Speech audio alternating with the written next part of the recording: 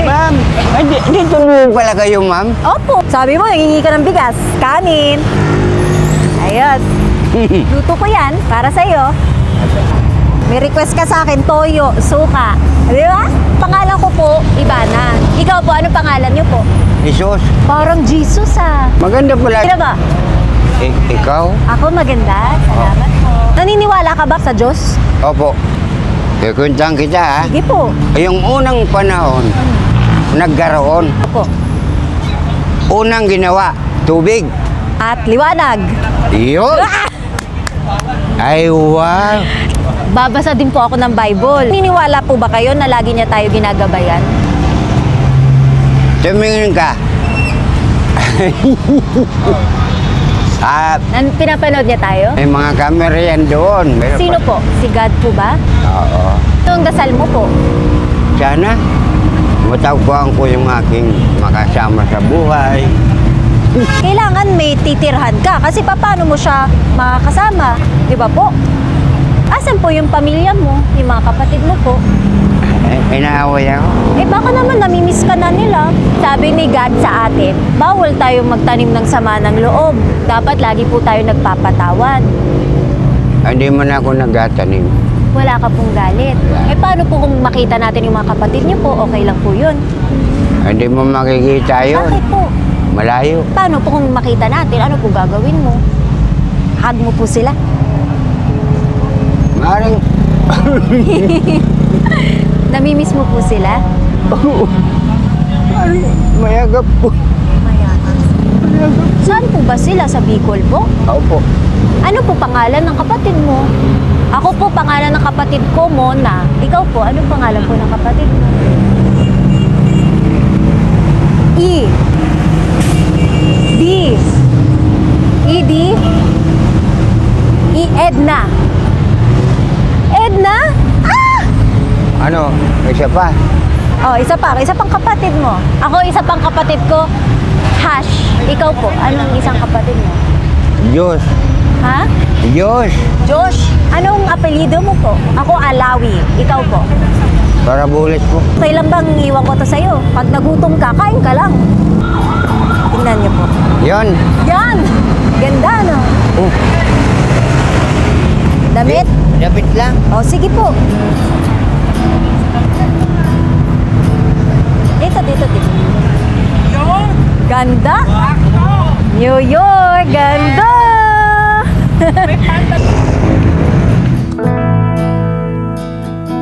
Mamaya mo na isuot yung short, iiwan ko dyan. Para pag gusto mo na magpalit, palit ka na po. Wow, batang Quiapo yan ah. Kilala mo si Coco Martin? Oo. Pogi yun, no? Dalawa kami, pugi. Oo naman. Kuya Jesus at si Kuya Coco Martin. Yun si Muning. Oh, si Muning, may kasama kang pusa matulog. Oo. Ano pagkain ni Muning?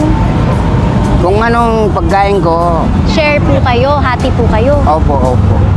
Bibili ka ba ng alak? Bili na. Promise? Promise mo muna. Promise. Bad. Bad ang alak. 'Di ba? O ito. Oh, dami to. Kain. Huwag mo ipapamigay ha, sa'yo po ito ya ha. Ay, wow. Salamat po. Yo! Kaibigan tayo ha. Yung kaibigan ko, binigyan mo ng pera. Bakit? Siyempre, naawa rin ako. Hanap tayo ng makakasama mo sa buhay. Gusto mo po ba yun? Na maganda. Ayun. Yun.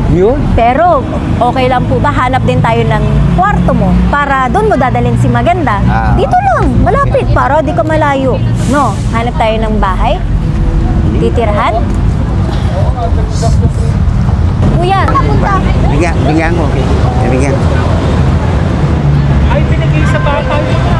Ay, sus!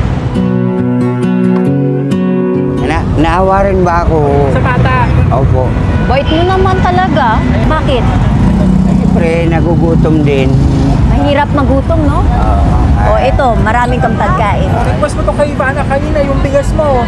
Nagtuturo siya. Tuturuan mo ako magsaing, di ba? Yung walang kaldero, plastic lang. Oh, ano, tuturuan kita. Sige po, paano? Marami nakikinig. At marami rin chismoso. Oo, marami talaga. Chismoso, chismosa, no? Pero alam mo yung pagsaing na plastic lang, Hindi. saka na kita tuturo. O, pagbalik ko po promise po yan Ay, Okay. Saya. Masaya. Saya. Okay. Babalikan ka namin dito, Oo.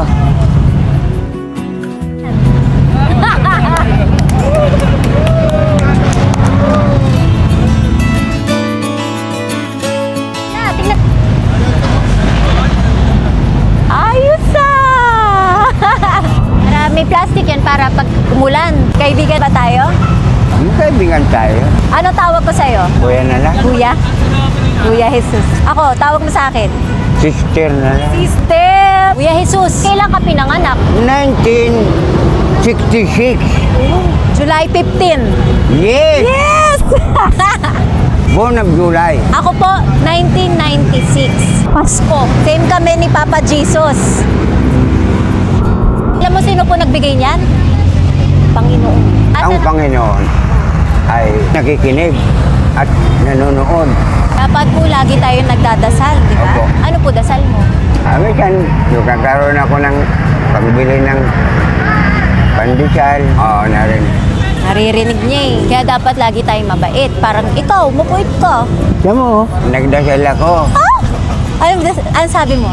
Sabi ko, sana mabigyan ako ng bigas. Hindi lang bigas ang binigay ng Panginoon natin. Binigyan ka ng ulam, damit, Tinilas. sinelas, sapin. Diba? Okay lang bang balikan kita ulit? Kailan? Baka bukas po. Sige po, dito lang ako. Lulutuan kita ulit, pero kailangan mo kumain. Ah. God bless you.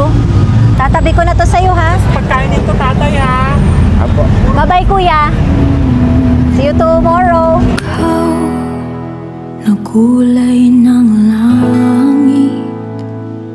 So, nananawagan po ako sa mga kapatid po or pamilya, kung sino man ang mga kakilala po ni Kuya Jesus Paraboles. Siya po ay taga Bicol. Sana po sa mga kamag-anak niya, magtulungan po tayo para matulungan si Kuya Jesus. Nagbigay muna ako ng 2,000 kasi mahirap magbigay ng pera sa kanya ng malaki. Ayoko mapahamak siya. Ayoko din mabigla siya. So dahan-dahan po. Hindi po kami titigil ngayon. Araw-araw po namin babalikan. Maghahatid po kami ng pagkain sa kanya. Hanggang sa abot ng makakaya ko. At pinapangako ko itong 100,000 ay para kay Kuya Jesus para makapagsimula siya ulit ng dahan-dahan pangtulong sa kanya. Ang buhay natin parang napagkagandang kalangitan. Sa'yo, Bigyan mo ako? bibigyan kita kain. Akin to? Opo. Sige, kain ka na. Natin parang napagkagandang. Iba-iba po talaga ang impact ng buhay sa tao. May mga kinakayang bawat pagsubok, may iba sumusuko, at hinahayaan na lang kung saan sila dalhin ng tadhana. Para kay Kuya Jesus, gusto ko iparamdam sa kanya na habang may buhay, may pag-asa. Ang buhay natin parang napagkagandang. Ako po ay instrumento lamang ng Panginoon, kaya sa abot ng aking makakaya, aabutan natin si Kuya ng mga simpleng pangangailangan niya. Katulad ng request niya ng damit, pagkain, bigas, tsinelas at panimulang 2,000 muna. Ipapa-check up po natin siya, ipapagamot natin siya, bibigyan natin siya ng pag-asa. At kapag handa na siya, kapag kaya na niya, sa kanya ko ibibigay ang 100,000 pesos at tutulungan natin siyang makasimula ulit sa hamon ng buhay sa abot ng aking makakaya. May pag-asa siyang bumalik, may pag-asa siyang gumaling, may pag-asa siyang tulungan. Hindi naman niya pinili maging ganito, hindi niya pinili maligaw, masira, mawala sa sarili niya. Kaya huwag tayo basta-basta humusga. Minsan yung taong sobrang durog na, yung walang-wala na, sila pa yung magpapakita ng tunay na kabutihan. Sino mag-aakala? Walang naman siyang ipon, wala naman siyang perang hawak na malaki. Ang nakita ko nga, 5 piso na lang ang natira sa kanya. Pero masaya pa rin siya. Saan ka ba makakita ng gano'n na 15 na lang yung pera, ibibigay pa niya yung 10. 5 na lang matitira sa kanya. Kaya naniniwala ko, mabait ang puso ni Kuya Jesus. Grabe, ngayon lang ako nakakita ng ganyan tao. Ngayon lang ako naka-experience ng ganito. At sana sa ibang mga tao, ma-inspire kayong tumulong. Kahit pa konti-konti. Yung iba nagnanakaw ng bilyon-bilyon. Pero hindi mo makikitaan ng ganito.